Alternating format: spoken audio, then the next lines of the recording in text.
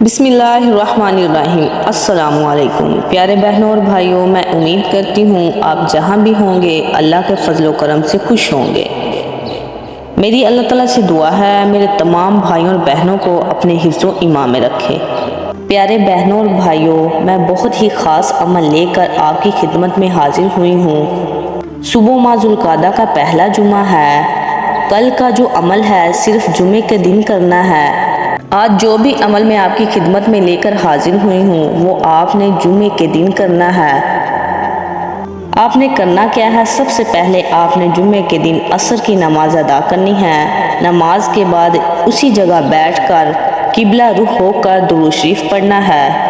11 مرتبہ درود پاک پڑھنا ہے۔ درود پاک پڑھنے کے بعد اللہ تعالیٰ کا نام پڑھنا ہے۔ المجیب 41 مرتبہ پڑھنا ہے۔ اس کے بعد سورۃ کوثر کو 41 مرتبہ پڑھنا ہے۔ آخر میں پھر 11 مرتبہ درود ابراہیم پڑھنا ہے، اور اسی کے بعد اللہ تعالیٰ سے اپنی جائز مقصد کے لیے اللہ تعالیٰ سے دعا کرنی ہے۔